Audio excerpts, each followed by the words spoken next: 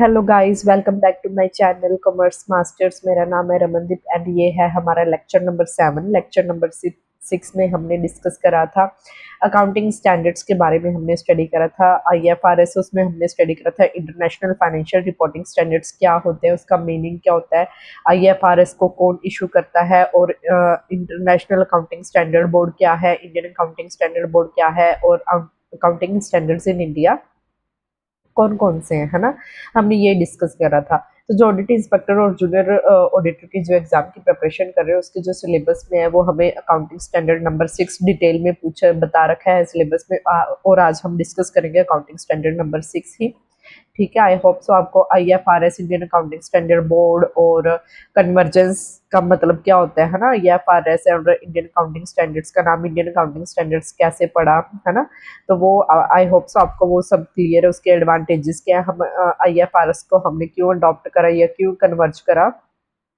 तो ये थे हमारे सारे अकाउंटिंग स्टैंडर्ड्स। ठीक है, जो हमें IFRS की नंबरिंग भी दे रखी है यहाँ पे। ठीक है, जैसे IFRS को हमने कन्वर्ज कर लिया, ठीक है, कन्वर्ज करके हमने इंडियन अकाउंटिंग स्टैंडर्ड्स लेके आए, और हमारे पहले भी अकाउंटिंग स्टैंडर्ड्स थे तो वो तो सेम ही रहे। ठीक है, जो हमने न्यू इशू करे, जो न्यू हमने कन्वर्ज करे विद IFRS, वो क्या बन गए इंडियन अकाउंटिंग स्टैंडर्ड्स। और पहले वाले अकाउंटिंग स्टैंडर्ड्स को भी हमने क्या है तो ये पहले वाले, लेकिन हमने उनको क्या है न्यू नेम दे दिया है, that is Indian accounting standards. और उनकी नंबरिंग क्या है, हमने IFRS के हिसाब से चेंज कर दी। ठीक है, हमारे सिलेबस में मेंशन कर रखा है अकाउंटिंग स्टैंडर्ड्स, तो हम अकाउंटिंग स्टैंडर्ड्स को ही डिटेल में करते हुए चलेंगे। अकाउंटिंग स्टैंडर्ड्स ये रे, ठीक है। आपको ये एज इट इज ही लर्न करने होंगे कि अकाउंटिंग स्टैंडर्ड कौन सा अकाउंटिंग स्टैंडर्ड नंबर क्या कहता है। ठीक है, और उसका हेडिंग ही आपको लर्न करना होगा। और हमें जो अकाउंटिंग स्टैंडर्ड नंबर 6 है वो हमें डिटेल में सिलेबस में गिवन है, और हमने उसी को डिटेल में कवर करना है। ठीक है,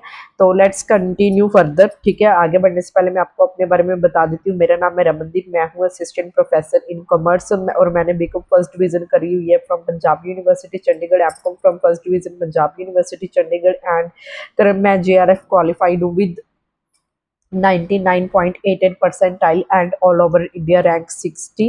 और मैं एक्स डेटा एनालिस्ट भी रह चुकी हूँ एट eClerx प्राइवेट लिमिटेड। ठीक है, तो आगे कंटिन्यू करते हैं। अभी जो अकाउंटिंग स्टैंडर्ड नंबर 6 है ना बच्चे, वो किस में डील करता है? अकाउंटिंग स्टैंडर्ड नंबर 6 डील करता है किसमें? डेप्रिसिएशन में। अब डेप्रिसिएशन क्या होता है? डेप्रिसिएशन, आपने मान लीजिए कोई भी फिक्स्ड एसेट परचेज करा। फॉर एग्जाम्पल, आपने मान लीजिए कोई कार परचेज करी, ठीक है, आप गए शोरूम में, आपने गाड़ी, आपको एक पसंद आई, आपने उस गाड़ी को खरीद लिया। ठीक है, अभी आपने उसको 1 ईयर के लिए, मैं कहती हूँ, यूज करा। फिर आपने सोचा कि मैं एक और नई गाड़ी आई है, मैं वो लेना चाहता हूँ, तो मैं इस गाड़ी को क्या करता हूँ या करती हूँ, बेच देती हूँ। ठीक है, आपने ऐसे सोचा।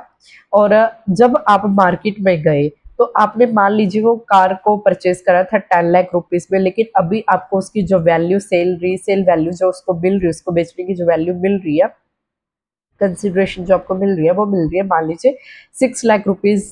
ठीक है, तो अभी उसकी, आपने तो उसको 10 लाख में परचेज करा, लेकिन अब जब आप उसको सेल करने गए हो आफ्टर 1 ईयर, तब आप उसको सेल कर पा रहे हो ₹6 लाख। तो ये जो 4 लाख का डिफरेंस, वो क्या है बच्चे? वो डेप्रिसिएशन है। ठीक है, वो क्या है? डेप्रिसिएशन है, यानी कि आपके एसेट की जो कार की वैल्यू है वो विद इन 1 ईयर क्या होगी? डी वैल्यू होगी, उसकी वैल्यू कम होगी। क्यों? क्योंकि आपने उसको यूज करा, कंटिन्यूस यूज करा, यूज करने के बाद उसकी क्या है? वैल्यू कम होगी, उसकी वैल्यू फॉल होगी। और उस, वो जो फॉल होता है ना वैल्यू का, एसेट का, उसे आप क्या कहते हैं? डेप्रिसिएशन। ठीक है, तो अकाउंटिंग स्टैंडर्ड 6 डील्स करता है किसमें बच्चे? डेप्रिसिएशन अकाउंटिंग में। ठीक है, according to accounting standard 6, depreciation is a measure of wearing out consumption or other loss of value of a depreciable asset arising from use, affliction of time or obsolescence through technology and market changes। अभी accounting standard number 6 क्या कह रहा है, ये simple language में अगर आपको समझाओ तो डेप्रिसिएशन क्या मेजर करता है? डेप्रिसिएशन मेजर करता है कि जो आपने एसेट को यूज करा, एसेट को यूज करने की वजह से उसकी जो वैल्यू फॉल हुई। ठीक है, आपने इसको वियर आउट मतलब यूज करा, आपने इसको कंज्यूम करा, और या फिर उसमें कोई भी एसेट में क्या हो गया, लॉस हो गया किसी भी तरह का, ठीक है, उसकी एसेट की वैल्यू फॉल होगी किसी भी लॉस की वजह से, ठीक है, या फिर कह लीजिए एसेट तो बिल्कुल ठीक है लेकिन अब वो क्या हो चुका है, ऑब्सलीट। ऑब्सलीट का मतलब क्या है कि उसकी जो टेक्नोलॉजी है वो पुरानी हो गई है, अब वो नई टेक्नोलॉजी आ गई है मार्केट में, जिसकी वजह से अब उस टेक्नोलॉजी की वैल्यू क्या है, पहले जितनी नहीं रही, ठीक है। अब ये जो प्रोसेस है, ये जो टेक्नोलॉजी की वजह से उसकी एसेट की वैल्यू फॉल होगी, या फिर कह लीजिए मार्केट चेंजेस की वजह से उस एसेट की वैल्यू फॉल होगी, या फिर आपने इसको कंटिन्यूस यूज करा, कंज्यूम करा, या फिर वियर एंड टीयर थोड़ा बहुत उसमें लॉस हो गया, ठीक है। तो ये सब जो है, इस सब को हम क्या कहते हैं, इन सब की वजह से जो एसेट की वैल्यू फॉल हो रही है उसे हम क्या कहते हैं, डेप्रिसिएशन कहते हैं, ठीक है।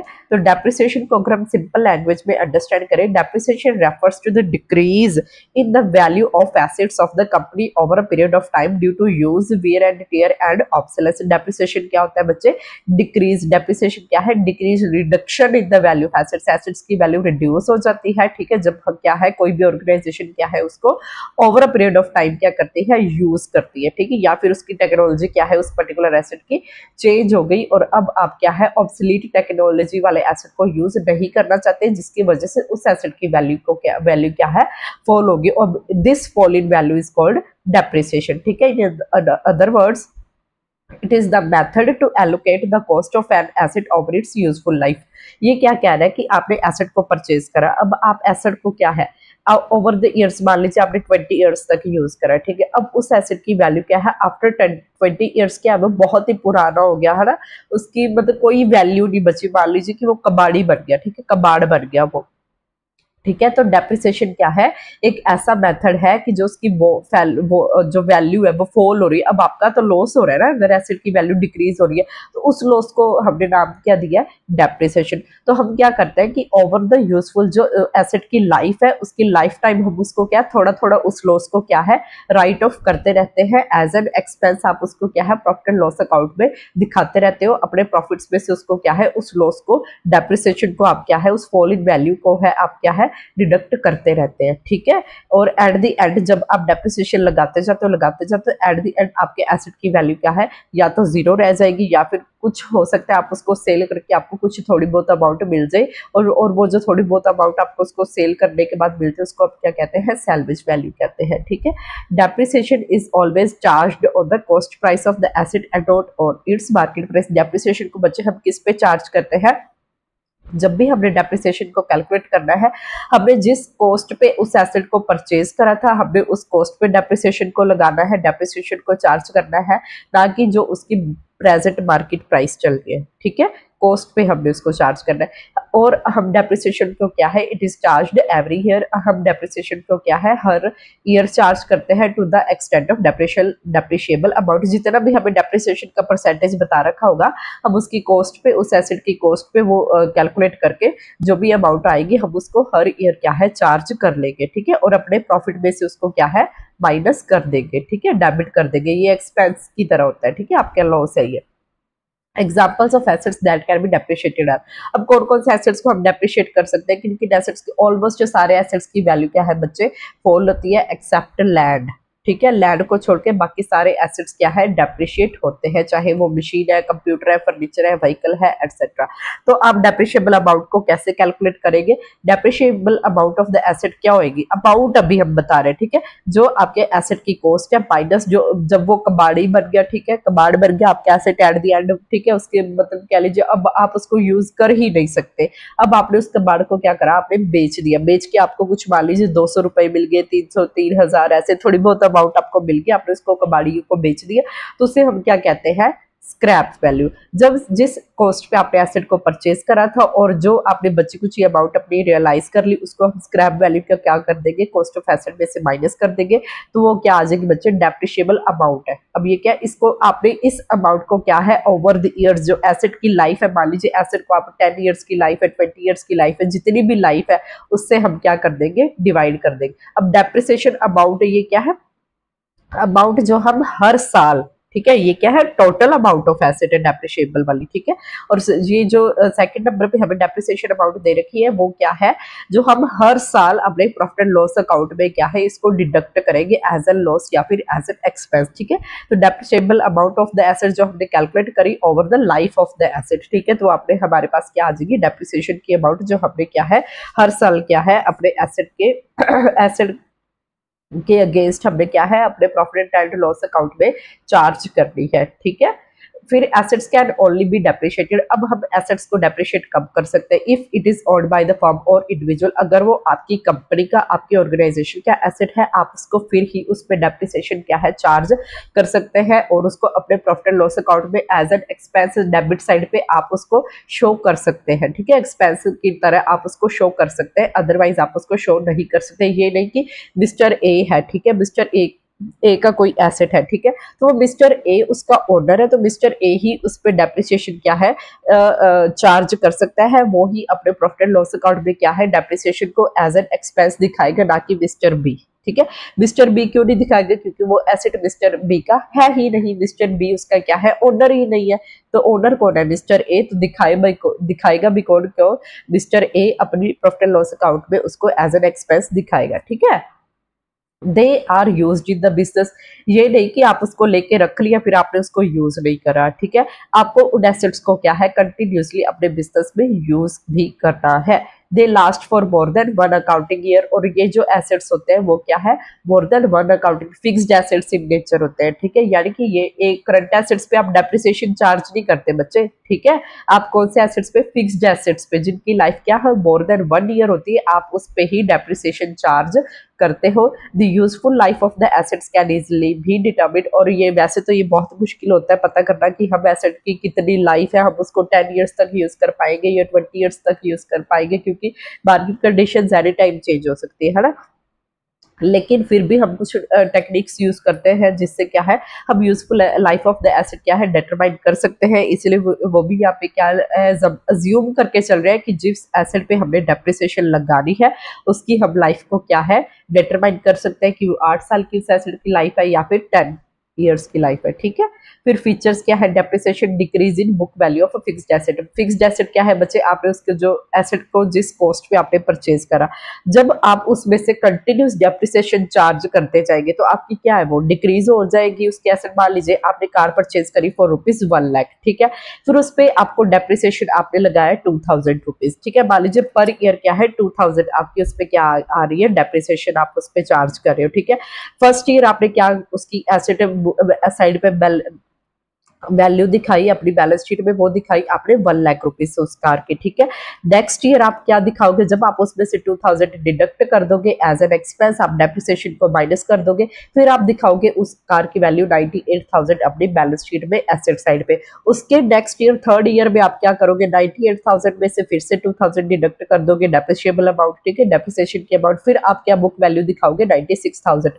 ये जो रिडक्शन इन वैल्यू आप दिखाते हो ना, ये रिड्यूस्ड वैल्यू जो आप फिक्स्ड एसेट की दिखाते हो बच्चे अपने बैलेंस शीट में एसेट साइड पे, उसको हम क्या कहते हैं book value of the asset कहते हैं, ठीक है। इसी बुक वैल्यू पे क्या है आप कंटिन्यूसली इसी बुक वैल्यू में से डेप्रिसिएशन माइनस करते हैं, लेकिन डेप्रिसिएशन चार्ज किस पे करते हैं आप, जिसकी ओरिजिनल कॉस्ट थी उस पे चार्ज करते हैं, ठीक है। लेकिन उस डेप्रिसिएशन को अमाउंट को आप माइनस किस में से करेंगे, उसकी रिड्यूस्ड वैल्यू में से, ठीक है। तो डेप्रिसिएशन क्या है बच्चे, एक नॉन कैश एक्सपेंस है, यानी कि ये आप चार्ज तो कर रहे हो अपने प्रॉफिट के अगेंस्ट, ठीक है। अपने प्रॉफिट एंड लॉस अकाउंट में आप इसको as an loss as an expense दिखा तो रहे, लेकिन आपका पैसा रियल में कहीं जा तो नहीं रहा ना, ठीक है, आप किसी को पे तो नहीं कर रहे ना रियल में, तो ये क्या है नॉन कैश एक्सपेंस है, ठीक है। तो ये किसको कन्वेंशन ऑफ कंजर्वेटिज्म को फॉलो करके चलता है, ठीक है। कन्वेंशन ऑफ कंजर्वेटिज्म क्या कहते हैं कि हम अपने फ्यूचर लॉसेस को तो रिकॉर्ड करेंगे लेकिन हम अपने फ्यूचर प्रॉफिट्स को रिकॉर्ड नहीं करेंगे। सिमिलरली अब डेप्रिसिएशन क्या है, फ्यूचर लॉस है, यानी कि फ्यूचर में जाके हमारे एसेट की वैल्यू डिक्रीज हो जाएगी। अब वो जो रिड्यूस्ड वैल्यू है, वो जो रिड्यूस हो रही है वैल्यू, आप उस रिडक्शन को क्या है वो दिखा रहे हो, आप हर ईयर दिखा रहे हो, तो वो आपका क्या है, नॉन कैश एक्सपेंस है। लेकिन रियल में आपकी अमाउंट कहीं नहीं जा रही, बट वो क्या है, नॉन कैश एक्सपेंस। उसको आप फिर भी एज एन एक्सपेंस क्या है, on the basis of convention of conservatism आप उसको क्या है, अपने बुक्स ऑफ अकाउंट्स में रिकॉर्ड कर रहे हो। ठीक है, डेप्रिसिएशन क्या है बच्चे, एक कंटिन्यूस प्रोसेस है। आप हर साल क्या है, डेप्रिसिएशन चार्ज करते हो जब तक उस एसेट्स की आप फुली क्या है उसको सेल नहीं कर देते मार्केट में। ठीक है, आप तब तक क्या है उस एसेट पे डेप्रिसिएशन चार्ज करते रहते हो। It is a charge against, ये क्या है, एप्रोप्रिएशन नहीं है, चार्ज। चार्ज का मतलब होता है चाहे आपको प्रॉफिट हो चाहे लॉस हो, आपको डेप्रिसिएशन को एज एन एक्सपेंस अपने प्रॉफिट एंड अपने प्रॉफिट्स में से माइनस करना ही करना है। ठीक है, चाहे आपके पास प्रॉफिट आ रहा है चाहे आपके पास लॉस आ रहा है, आप डेप्रिसिएशन लगाओगे ही लगाओगे और अपने प्रॉफिट्स में से उसको रिड्यूस करोगे ही करोगे। ठीक है, अगर आपको लॉस भी आ रहा है फिर भी आप उसको रिड्यूस करोगे। ठीक है, फिर आपका लॉस बढ़ जाएगा। और एप्रोप्रिएशन का क्या मतलब होता है, एप्रोप्रिएशन वाले वो एक्सपेंसेस होते हैं बच्चे, वो डिवीजन ऑफ प्रॉफिट होते हैं, जिसको आप क्या है, अगर प्रॉफिट हो तभी आपके वो एक्सपेंसेस को आप रिकॉर्ड करते हो, अदरवाइज आप उनको रिकॉर्ड नहीं करते हो। लेकिन चार्ज का मतलब क्या है, ऐसे एक्सपेंसेस चाहे आपका प्रॉफिट हो चाहे लॉस हो, लेकिन आप उसको क्या है अपने प्रॉफिट में से डिडक्ट करके दिखाएंगे ही दिखाएंगे। और इससे हमें क्या होता है बच्चे, टैक्स बेनिफिट होता है। आप खुद सोचो, आपका 1 लाख का प्रॉफिट आ गया, बीच में से आपकी डेप्रिसिएशन है तो नॉन कैश एक्सपेंस। ठीक है, आपका रियल में तो कैश कहीं नहीं जा रहा। मान लीजिए आपकी 20,000 की थी डेप्रिसिएशन। अब डेप्रिसिएशन हमने बोला कि चार्ज अगेंस्ट प्रॉफिट है, हमने तो इसको माइनस करना ही करना, चाहे हमारा प्रॉफिट हो चाहे लॉस हो। 1 लाख का प्रॉफिट था, ठीक है, 20,000 आपने डेप्रिसिएशन, क्योंकि वो चार्ज अगेंस्ट प्रॉफिट थी तो आपने इसको माइनस करके अब आपका प्रॉफिट कितना रह गया बच्चे, 80,000। तो अब क्या है, आपको 80,000 पे टैक्स पे करना पड़ेगा ना, इंस्टेड ऑफ ₹1 लाख। अगर आप डेप्रिसिएशन नहीं चार्ज करते तो आपको 1 लाख का प्रॉफिट था और आपको 1 लाख पे टैक्स पे करना पड़ना था। लेकिन अब क्या है, आपने डेप्रिसिएशन को माइनस करके जो आपके पास प्रॉफिट आया दैट इज 80,000, आपको अब क्या है 80,000 पे टैक्स पे करना पड़ेगा, ना कि 1 लाख रुपीज पे। ठीक है, इसलिए हमें क्या है, टैक्स बेनिफिट भी मिलता है। नेक्स्ट है बच्चे कॉजेज ऑफ डेप्रिसिएशन। डेप्रिसिएशन होती क्यों है, बाय कॉस्ट है। आप किसी भी एसेट को कंटिन्यूस यूज करोगे तो उसकी वैल्यू क्या है, रिड्यूस होगी ही होगी। ठीक है, तो बाय कॉन्स्टेंट यूज, ठीक है, डेप्रिसिएशन आती है। पैसेज ऑफ टाइम, आप चाहे उसको यूज करो एसेट को चाहे ना करो, लेकिन over a period of time फिर भी उसकी वैल्यू क्या है बच्चे, रिड्यूस हो जाएगी। आप मान लीजिए आप गाड़ी लेकर आए, आपने शोरूम से गाड़ी ली 10 लाख रुपीज की, आपने उसको घर पे लाके खड़ा कर दिया, आपने उसको एक बार भी ड्राइव नहीं करा, आपने उसको यूज नहीं करा, आप उस गाड़ी को कहीं भी नहीं लेके गए। ठीक है, मान लीजिए फिर आफ्टर 1 ईयर आपने सोचा कि मैं इस गाड़ी को यूज तो नहीं करती या यूज तो नहीं करता, तो मैं इस गाड़ी को क्या करता हूँ, मैं सेल कर देता हूँ। जब आप मार्केट में गए आपको उसकी वैल्यू मिल रही है 6 लाख रुपीज। अब ऐसा क्यों हो रहा है, ठीक है, आपने तो उसको यूज भी नहीं करा, गाड़ी तो बिल्कुल नई की नई खड़ी है। ठीक है, तो अब क्या, पैसेज ऑफ टाइम के साथ भी एसेट की वैल्यू क्या है, रिड्यूस हो जाती है, चाहे आप इसको यूज करें चाहे ना करें। फर्स्ट क्या था, डेप्रिसिएशन की होती है बाय कांस्टेंट यूज। सेकंड क्या है, by passage of time. Third क्या है, बाय ऑब्सोलेंस। ऑब्सोलेंस क्या मतलब है, उसी गाड़ी में मान लीजिए कोई नई टेक्नोलॉजी की गाड़ी आ गई, ठीक है, आपको वो पसंद आ गई। अब क्या है, जो पहले वाली गाड़ी है उसको कोई परचेज नहीं कर रहा, कंपनी मान लीजिए कंपनी है, ठीक है, उसने 2 गाड़ियां निकाली, पहले उसने एक कार निकाली, ठीक है, फिर उसने नेक्स्ट ईयर क्या है कार बी निकाली। अब लोग क्या है, कार बी परचेज करना चाहते हैं क्योंकि उसमें नई टेक्नोलॉजी। अब कार ए को अब ए की जो सेकेंडरी मार्केट होगी, जो उसकी रीसेल वाली मार्केट होगी, जिन लोगों ने पहले कार ए को खरीद रखा होगा, अब वो क्या है उसको बेचना चाहेंगे। ठीक है, अब उस बेचेंगे, ठीक है, उसकी लो उनको प्राइस मिलेगी। ठीक है, अब उनको क्या है, उनको जिस अमाउंट पे उन्होंने परचेज कर रखा होगा वो अमाउंट तो नहीं मिलेगी। अब कार बी आ गई है, नई टेक्नोलॉजी वाली आ गई है, जो मार्केट में भी लोग होंगे वो भी यही प्रेफर करेंगे कि हम कार बी ही नई टेक्नोलॉजी वाली ही परचेज करें इंस्टेड ऑफ कार ए। ठीक है, तो बाय ऑब्सोलेंस क्या है, अगर नई टेक्नोलॉजी भी आ जाती है फिर भी आपके एसेट की वैल्यू क्या है, रिड्यूस हो जाती है। By expiration of legal rights. Legal rights या मान लीजिए आपने कॉपीराइट ले रखा था, आपने पेटेंट ले रखा था, ठीक है, अब आपने मान लीजिए पेटेंट ले रखा था 20 को, या फिर कॉपीराइट आपने ले रखा था for the period of 10 years या आपको 20 ईयर्स के लिए। जब आपका वो पीरियड खत्म हो गया, अब वो क्या है, अब वो जो टेक्नोलॉजी जो आप या मेथोडोलॉजी जिसका भी आपने कॉपीराइट ले रखा था, अब वो क्या है मार्केट में फ्रीली अवेलेबल है। मार्केट में उसको कोई भी यूज करके सेम आपने जो प्रोडक्ट बनाया था वैसा प्रोडक्ट बना के मार्केट में सेल कर सकता है। तो अब वो क्या है, आपके पास जो कॉपीराइट था वो आपके लिए क्या था बच्चे, वो आपको एक्स्ट्रा बेनिफिट दे रहा था ना, तो आपके लिए क्या था, वो आपके लिए एसेट था। अब वो उसकी क्या है, लीगल राइट आपके पास एक्सपायर होगी, ठीक ठीक है। अब कोई भी उसी से सिमिलर नेचर के एसेट को बना के मार्केट में प्रोड्यूस करके सेल कर सकता है, ठीक है।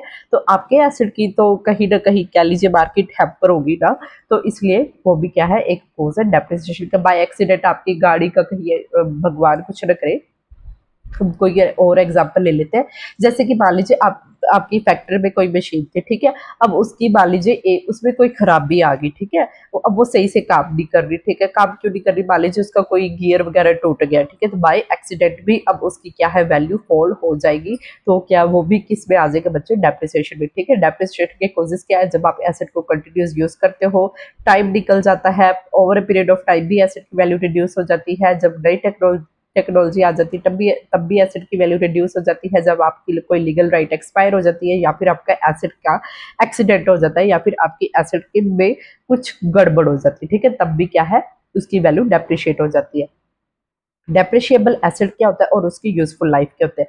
डेप्रिशिएबल एसेट क्या होता है बच्चे, depreciable assets are expected to be used during more than one accounting period. ये हमने पहले, अब डेप्रिशिएबल एसेट वो एसेट होगा जिसको आप मोर देन 1 ईयर यूज करोगे और उसकी क्या है, लिमिटेड यूजफुल लाइफ है। ये नहीं आप उनको इन्फिनिटी ईयर्स के लिए यूज कर सकते हो, नहीं, 10 ईयर्स 20 ईयर्स, मतलब उसकी लाइफ कभी ना कभी उस एसेट की खत्म होगी। लिमिटेड यूजफुल लाइफ है। और ओनरशिप किसके पास होनी चाहिए, ऑर्गेनाइजेशन के पास होनी चाहिए, और उसको चाहे वो प्रोडक्शन के लिए यूज करे या फिर उसको गुड्स को सेल करने के लिए यूज करे, ठीक है।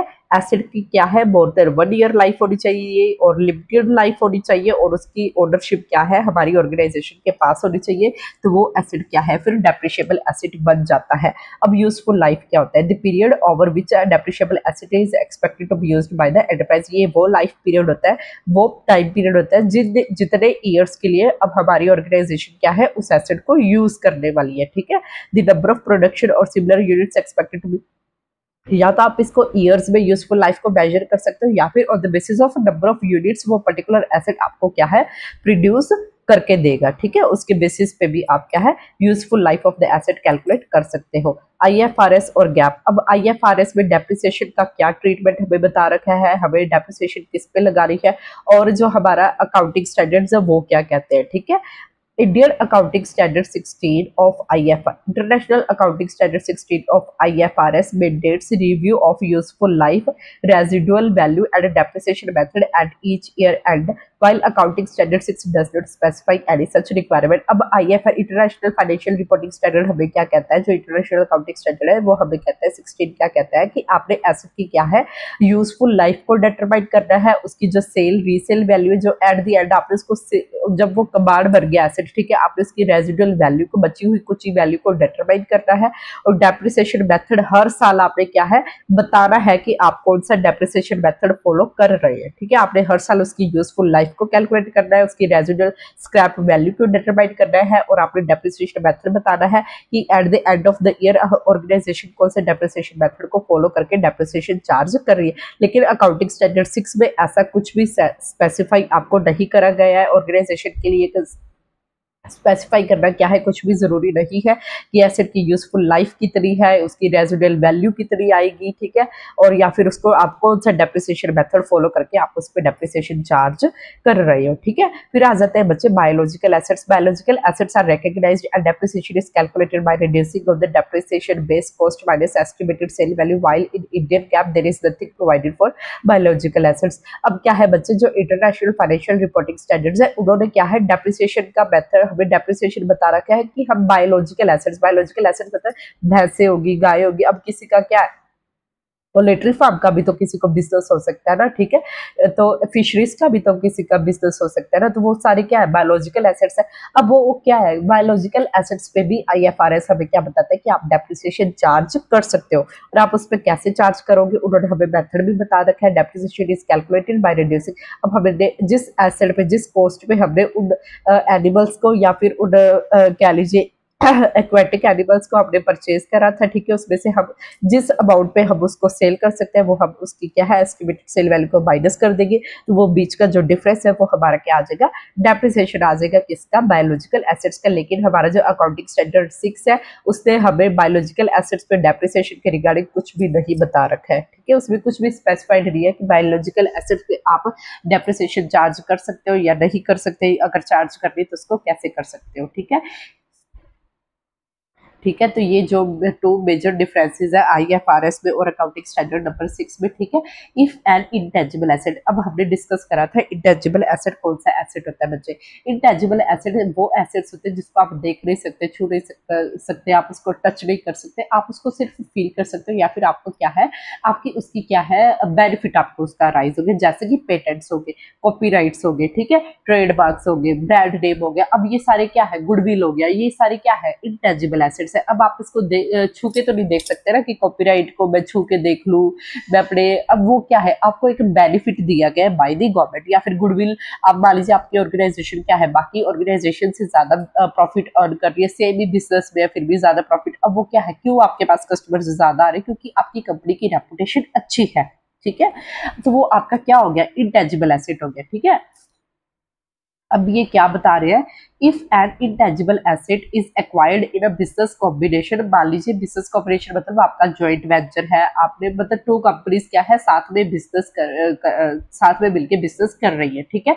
आपने मान लीजिए कोई भी पेटेंट को एक्वायर करा, कोई भी कॉपीराइट को एक्वायर करा, या मान लीजिए आपने आपकी एक कंपनी है, आपने कंपनी बी को ए ने कंपनी बी को क्या कर लिया, परचेज कर लिया, ठीक है।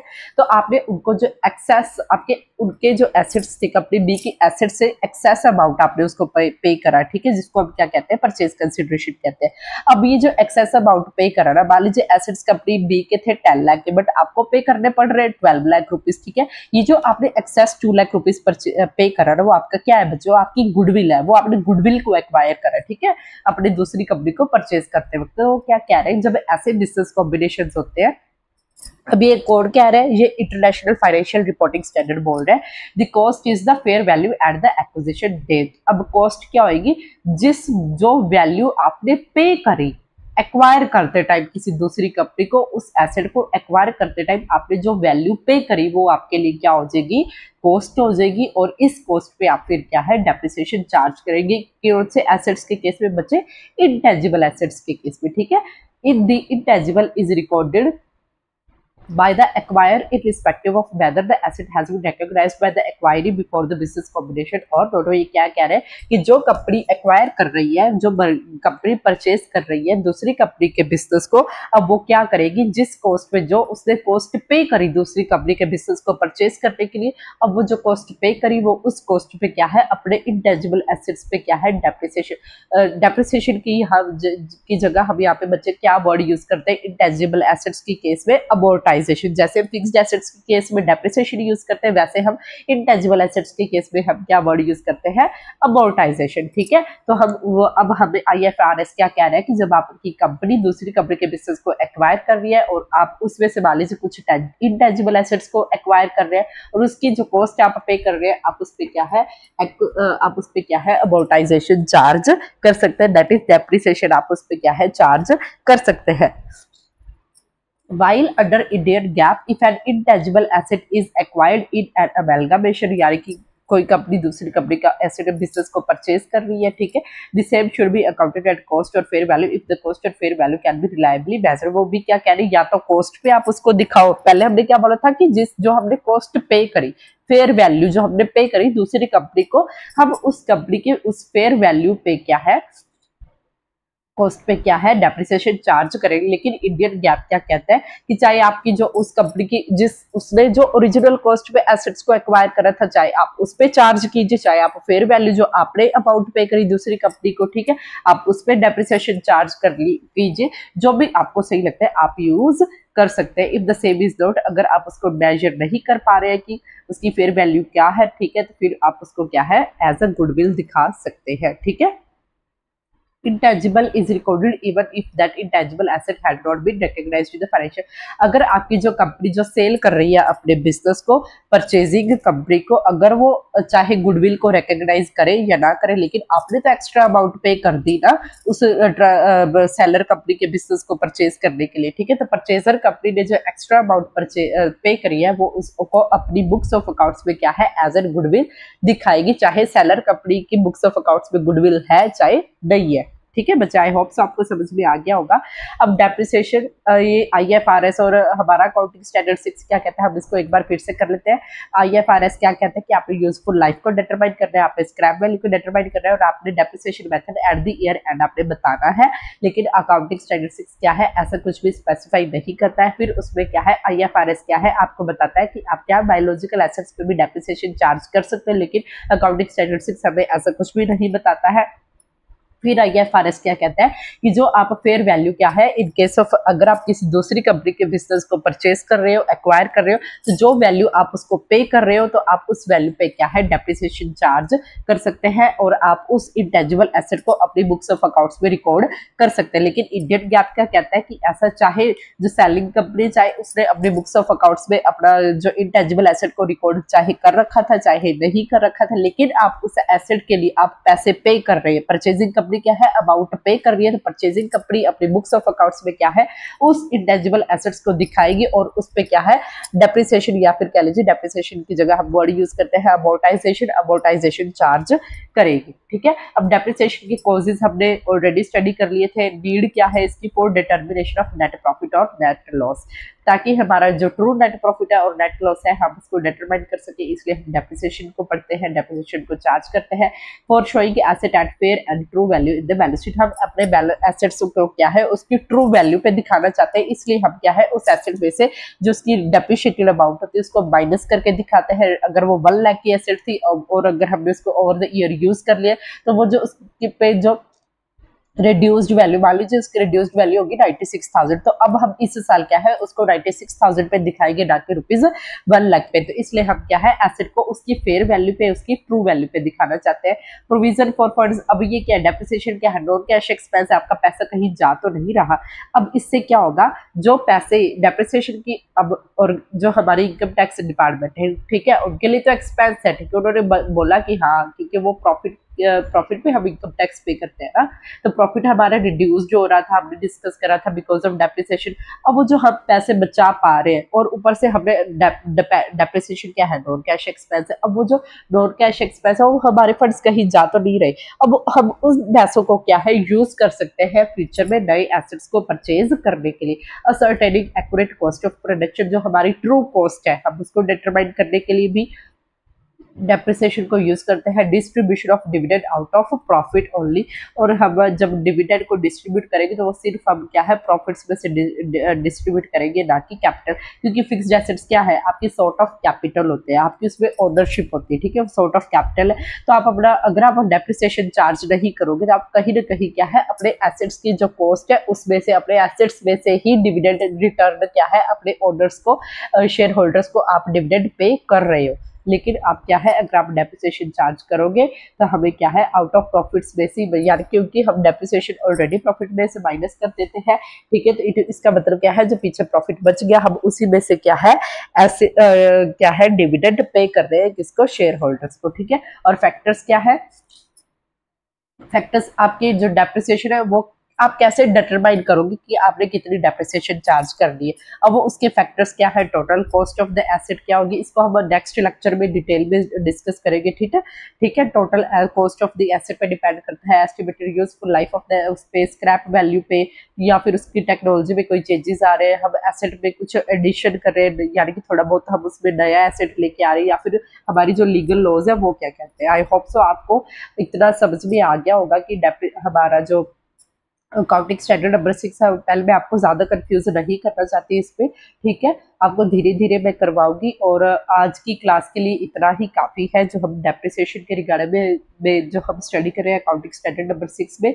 नेक्स्ट हम डिस्कस करेंगे उसके कॉजेज, ये हम इसको और भी डिटेल में स्टडी करेंगे, ठीक है उसके कॉजेज क्या है, उसकी नीड्स क्या है और उसके फैक्टर्स क्या है जिनके बेसिस पे हम डेप्रिसिएशन को डिटरमाइन करते हैं। विद एग्जांपल्स हम स्टडी करेंगे, ठीक है और उसकी जर्नल एंट्रीज भी हम स्टडी करेंगे, ठीक है और विद डिफरेंट जो उसके मेथड्स है डेप्रिसिएशन के वो भी हम स्टडी करेंगे। ठीक है, तो ये अकाउंटिंग स्टैंडर्ड 6 आपका काफी लंबा जाने वाला है। ठीक है, तो आप ऐसे ही देखते रहिए, हंसते रहिए, मुस्कुराते रहिए और पढ़ते रहिए, अपने पेरेंट्स का नाम रोशन करते रहिए। ठीक है, तो हम इस लेक्चर को यहीं पे एंड करते हैं। लेक्चर को एंड करने से पहले मैं आपको बता देती हूँ कि मैंने नया टेलीग्राम ग्रुप बनाया है, जिसपे आपको क्या है कंटिन्यूस हर रोज क्या है जो न्यू लेक्चर्स है उसकी वीडियोस आपको देखने को मिलेगी, ठीक है। मैं उसका लिंक वहीं पे ग्रुप में शेयर कर देती हूँ, ठीक है।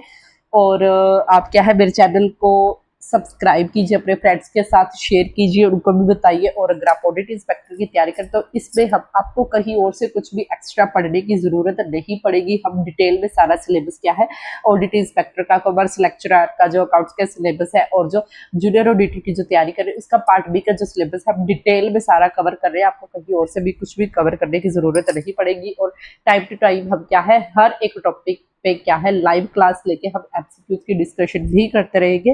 तो थैंक यू सो मच। हंसते रहिए, मुस्कुराते रहिए और मेरे चैनल को सब्सक्राइब करते रहिए और अपने फ्रेंड्स के साथ भी शेयर करते रहिए। Thank you so much. Tata, bye bye.